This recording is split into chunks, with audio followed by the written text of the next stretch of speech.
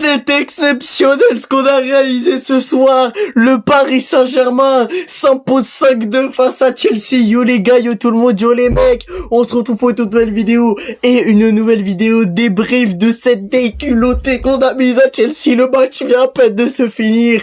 Et on est tout de suite parti pour le débrief les mecs. J'ai revu le Paris Saint-Germain de la saison dernière. Je suis hyper content. On va revenir sur ce match-là. Avant que la vidéo débute, n'hésitez pas à vous abonner, liker, partager, commenter. Ça faisait longtemps que j'avais pas fait de vidéo débrief, et là pour le retour du Paris Saint-Germain en Ligue des Champions, on a un match exceptionnel, on aura été exceptionnel, le meilleur match du Paris Saint-Germain sur cette saison-là, je peux le dire les gars, parce que le match est exceptionnel, il y a 2-3 petites choses à la limite qui vont pas, et puis même au niveau de l'arbitrage etc, ça aura pas été du tout bon, mais on s'en fout, on a gagné 5-2 les gars. Alors oui, il y aura énormément de cartons jaunes qui auront pas été distribués pour Chelsea, mais on les a transformés en but. En fait, les cartons jaunes qui devaient se prendre, et ben nous on les a transformés en but, et ça aura été exceptionnel. On va revenir dans ce match, on va revenir dans cette vidéo sur ce match les gars. Désolé si je vais bégayer des fois, si je vais vite les gars, je vais essayer de me calmer parce que le match vient à peine de se finir.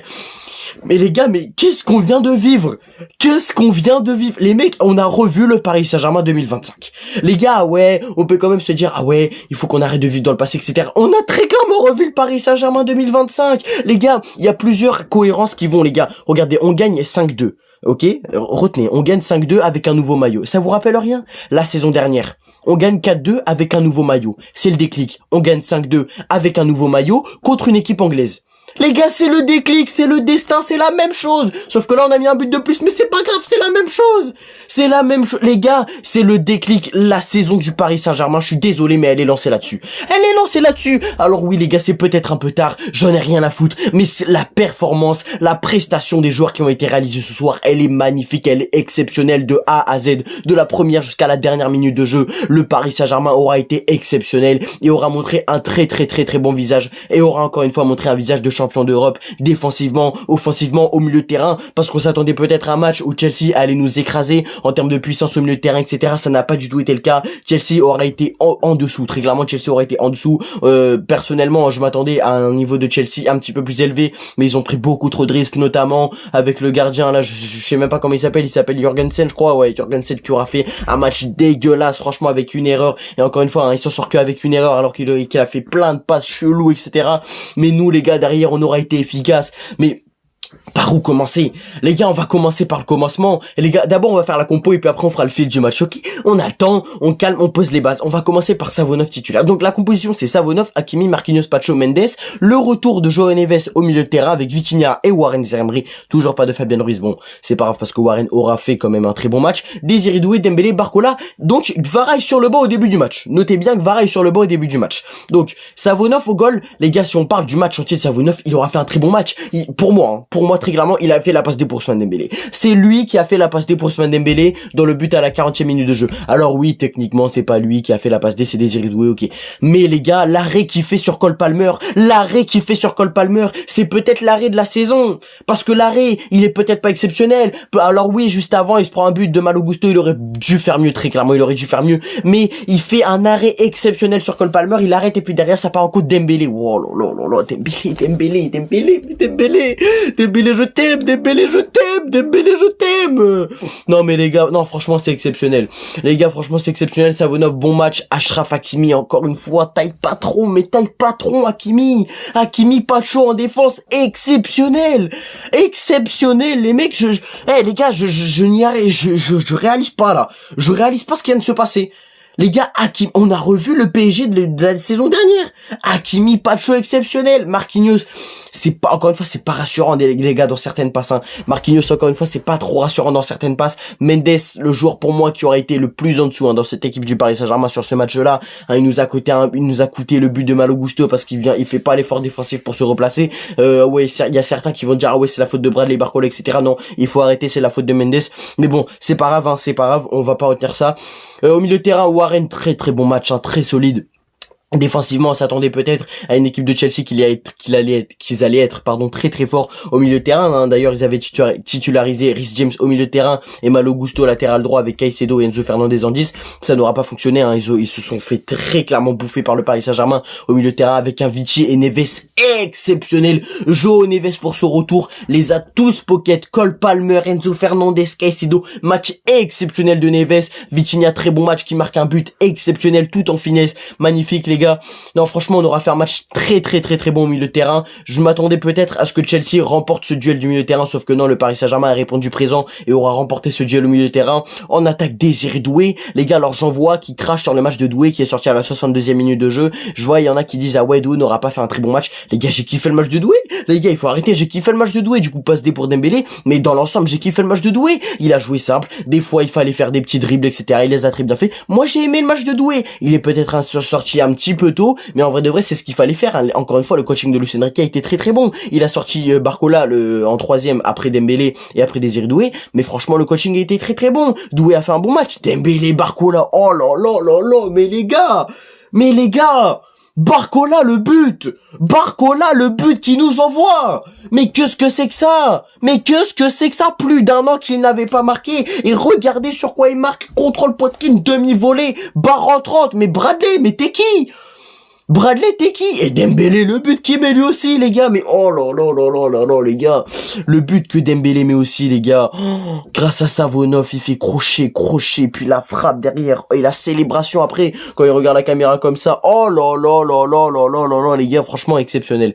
Franchement, l'attaque aura été exceptionnelle. Sauf que ça ne s'arrête pas là, évidemment. Parce que derrière, en deuxième mi-temps, t'as Gvara qui rentre, Lee qui rentre, Hernandez et Mayulu qui rentrent. 4 bonnes entrées. On va pas se mentir, 4 bonnes entrées. Alors Hernandez et Lee pour moi auront été les deux un petit peu plus en dessous, mais les gars, l'entrée de Gvara, les gars, c'est l'homme du match. Pour moi, c'est l'homme du match. Je pense qu'il aurait été homme du match, hein, j'ai pas vu parce que je viens vraiment de lancer le débrief. 2 buts, une passe D. Il est rentré à la 62e minute de jeu. 2 buts, une passe D. Les gars, c'est fou. Non, c'est fou. Le match de Gvara. Oh mesdames et messieurs, asseyez-vous. Le match que nous pond Gvara, les gars. Il rentre à la 62e minute de jeu. Il cale peut-être l'une des meilleures performances depuis qu'il est au Paris Saint-Germain. Les gars, le match de Gvara, l'entrée de Gvara, elle est magnifique et exceptionnelle. Elle est exceptionnelle, elle est complète. Défensivement, il répond présent. Il a très clairement dit à Luis Enrique, il fallait me mettre titulaire. Il lui a fait comprendre, et derrière ces 2 buts, une passe exceptionnelle de Visca Kvaratskhelia. Lee Kang-in, bonne entrée, il a mis un but hors jeu malheureusement, mais bonne entrée Lee Kang-in, c'est pas un Lee Kang-in qu'on a l'habitude de voir comme ça, un petit peu plus discret, sauf qu'il a été bon quand il le fallait. Mayulu, j'ai énormément aimé, qui est rentré à la 78e minute de jeu, comme Lucas Hernandez qui a été un petit peu plus en dessous, mais Mayulu, j'ai bien aimé, à un moment, je me souviens qu'il a récupéré un ballon, j'étais choqué, j'ai fait... Mayulu, c'est toi? Non, franchement, très bon match, très bonne entrée, de Seny Mayulu. Oh, les gars, franchement, je réalise pas, les gars. Barcola, Dembélé, Vitinha et doublé de Gvara. Les gars, bon, maintenant, il faut qu'on parle de quelque chose. Il faut qu'on parle de l'arbitrage. Parce que, là, les gars, encore une fois, ça va passer inaperçu parce qu'on a gagné, etc. 5-2, on les a tués, etc. 58% de possession, etc. Mais l'arbitrage. Quand est-ce qu'on va ouvrir les yeux là-dessus? Les gars, à un moment, comment Enzo Fernandez se sort avec aucun carton jaune de ce match? Comment Pedro Neto se sort avec aucun carton jaune de ce match? Les gars, Pedro Neto, à la fin du match, qui va pousser un ramasseur de balles. Le ramasseur de balles n'a rien demandé. Il le pousse comme ça, zéro, rien, aucune sanction. Aucune sanction. Enzo Fernandez, toutes les fautes qu'il fait. Et puis même, je m'en fous les gars, même d'avoir montré le badge là, Coupe du Monde des clubs, je sais pas quoi, meilleur club du monde, je sais pas quoi. La vie de ma mère, il aurait dû récolter un carton jaune pour ça. Les gars, je vous dis la vérité, parce qu'à un moment, comment Enzo Fernandez ne se sort avec aucun carton jaune de ce match-là? Pedro Neto, c'est la même chose.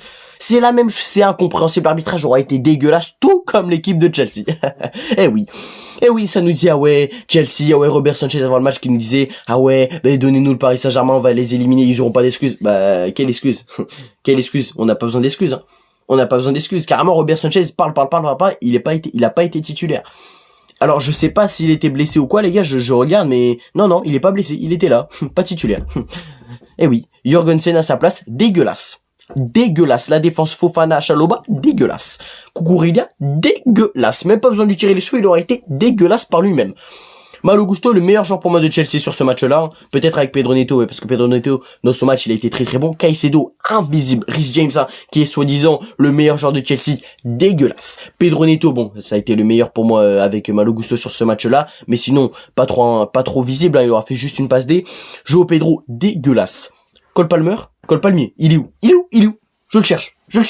Il est où? Je ne le vois pas, franchement, Cole Palmer, invisible. Enzo Fernandez, bon, ok, d'accord, il met un but, une passe D, etc. Il est bon, mais bon, je m'en fous. Mais sinon, l'équipe de Chelsea, elle aura été dégueulasse, hein. Liam Rosenior qui se sera fait manger d'une manière par Luis Enrique, waouh!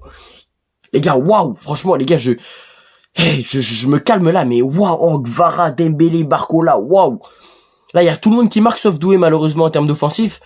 Mais waouh, les gars, ce qu'on vient d'infliger à Chelsea, mesdames et messieurs. Et là, le match retour, juste le débrief sortira un jour après, hein, normalement, parce que ce sera plus un débrief à froid dans tous les cas, même si on sort malheureusement, même si on se qualifie, ce sera plus un débrief à froid. Bon, je pense qu'on se qualifiera. Hein, je vois mal Chelsea nous mettre à 4-0 après, hein, ne jamais dire jamais. Mais donc voilà, franchement les gars, je dis merci Paris, et encore une fois on est de retour, les gars, on est de retour. J'ai l'impression que ça fait 15 fois que je fais ce débrief là, on est de retour, mais là j'ai vraiment un bon pressentiment que c'est la bonne. Enfin les gars, franchement ce sera le titre du débrief, enfin.